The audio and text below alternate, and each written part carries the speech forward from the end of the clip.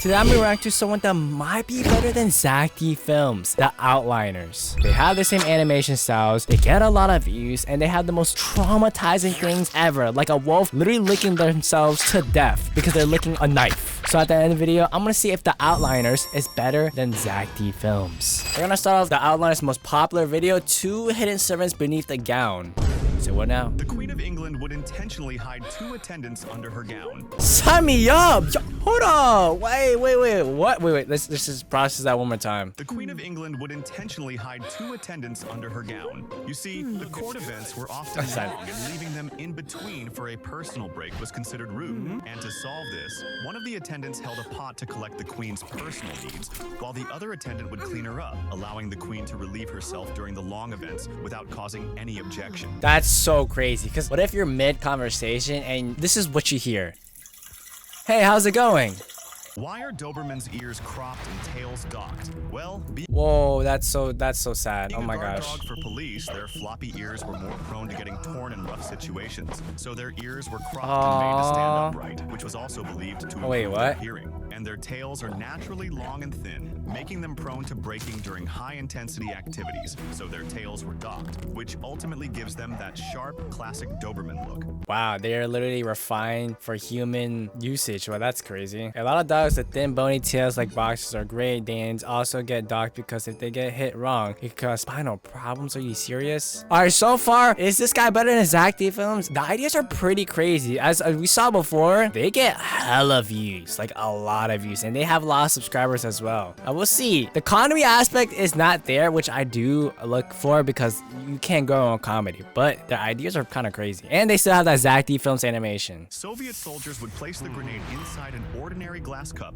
and then they would remove its pin. You see, the glass edges held the safety strap tightly and prevented the grenade from detonating. Now, this allowed the Soviet soldiers to throw grenades up to 200 meters, far beyond its designed range, and the grenades exploded only when the glass hit the ground. Whoa, wait, what? Really? That's how it works? That's crazy. That's gotta be crazy, bro. I want to see this motherfucker throwing 200 meters. Wait, realizing that's kind of insane. 200 meters is 15 school buses. Okay, that's huge. Royal guards would intentionally place their hat strap above their chin, and this is obviously not keeping the hat secure in its place. You see, if a soldier was wearing the strap correctly, and then their hat was shot, apparently that would be bad for their neck, which reportedly is why they wear them like this. Or you can just like have like a different hat, bro. Like, you know, you can change as time goes on. Like, you don't have to wear this, you know what I'm saying? I hate when I get shot in the head. My neck always hurts afterwards. Yeah, bro, it's a pain, bro. Shot in the head, by the way. Yeah, man. The way you explain this is so clear. Thank you. Pure talent, no words, bro. These are some of the worst ways people have died. Svetlana Roslina, a 24-year-old lady, was having a conversation on the phone, but suddenly her phone slipped from her hand into the chocolate machine. Oh no. To find her phone, she leaned towards the machine and accidentally slipped inside. After a while, a worker came to the machine and saw a person's legs spinning inside. When he pulled the legs out, he realized the other half of the body was missing. Okay, yeah. Yeah, this is like, this is ZachD Films traumatizing level. The animation of the trauma isn't there, but oh my gosh. Half of their body is missing? Are you serious? Irma Boule, a 29-year-old singer, used to incorporate cobras into her concerts, and though it was dangerous, nothing had ever happened to her until now. Accidentally pressing the snake body, it reacted by biting her. The medical team quickly administered the antidote, but the singer refused it as she wanted to keep singing. Due to the highly toxic nature of cobra venom, after a few minutes, the singer lost her life on stage in front of all her fans. Okay, nah, I'm gonna lie, that's yeah, I don't know about that one. I genuinely don't know about that one, bro. I think that's like on you problem. I'm gonna lie, like, you know, I don't like to, you know, make fun of deaths or whatever, but like refusing to take the antidote from a cobra. Are we serious right now? Dude, who pulled the legs out must have thought he was super strong until he realized half of her was gone. That's bro, you just imagine that in real life, bro. Like, I'm glad animations are made for these scenarios because, oh my gosh, if you saw that in real life, that's so sad. Why do Finnish parents intentionally leave their babies outside in the snow for naps. Instead of heaters indoors where the parents usually sip hot coffee by the window, the baby snoozes in a stroller outside at -10 degrees Celsius, as the Finnish parents believe the icy fresh Arctic air builds stronger immunity and helps babies sleep more deeply and become healthier.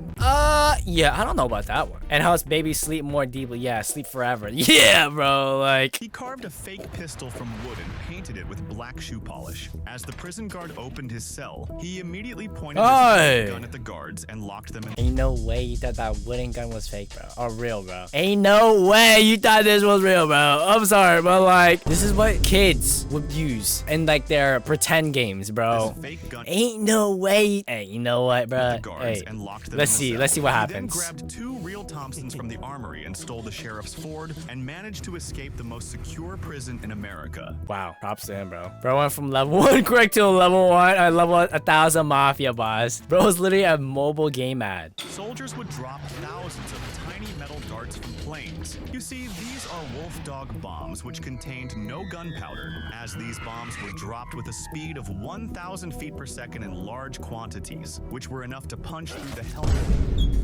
Yo, this is definitely traumatizing levels of Zach Defense. Yo, can you imagine that? Just To punch oh my gosh, open field, no shelter, no trees, just a desert, and they put this on you, you're cooked. through the helmets of the soldiers standing below. Mothers would intentionally break their Yeah, I don't know. No. Like, see, I'm not gonna lie. This is actually on par of like Zach Defense trauma. Cause yo, what did they say? Mothers would intentionally break their children's joints. I didn't even have to watch that, and I still flinched. As poor working class mothers wanted their children to be raised as dwarfs because dwarfs were considered valuable to royal courts and treated as exotic pets, entertainers, and lucky charms. And this was a shortcut for many poor people to gain wealth quickly, as if they couldn't afford to raise their children. I legit, my leg flinched after just hearing that. Mom, why am I so short? I broke your leg to earn money, son. I'm really against calling them mothers at the first place. Yeah, nah, that's some evil mothers, bro. Yeah, so I'm gonna lie. This is definitely on par with Zach D films for like trauma, bro. Like if you want, like if you're getting sick of Zach D films for some reason, bro, go to Outliners. Cause dude, these ideas are just absurd. Seriously. Why would farmers place a long stick into the middle of a chicken farm and start filling it with fruits? You see, when a farmer has to leave his farm in an emergency, chickens would often cry as there is no one to give them food supplies. So farmers would place a stick upright in the ground, stacked with fruits till the top. And when chickens finish eating the lowest fruit, the rest of the fruit slide down by gravity, which gives them fresh food automatically till the farmer returns.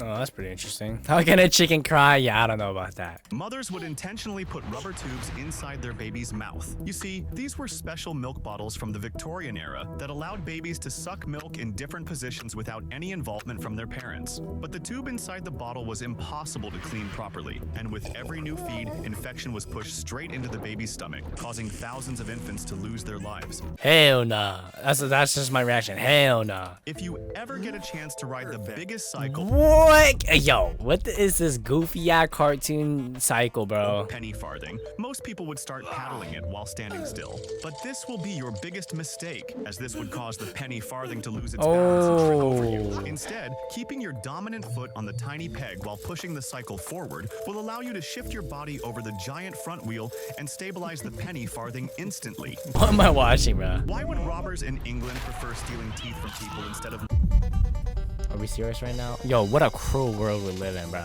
Like, money? stealing teeth? What is this? The Tooth Fairy, but like in real life? You see, Victorian dentists Hey, yo, that's gotta be freaky. A ball and gag? Oh, hell no. Dentists desperately needed real human teeth for dentures, and wealthy customers paid huge sums for perfect pearly whites. So people started bringing teeth straight out from the grave. Some people just sold their teeth for cash, while others started stealing teeth from random walking citizens. So nobody's going to point out the patient's wearing a gag. Yeah, that was some freaky video, bro. They used a burning candle and a couple of sharp pins before going to sleep in the 12th century.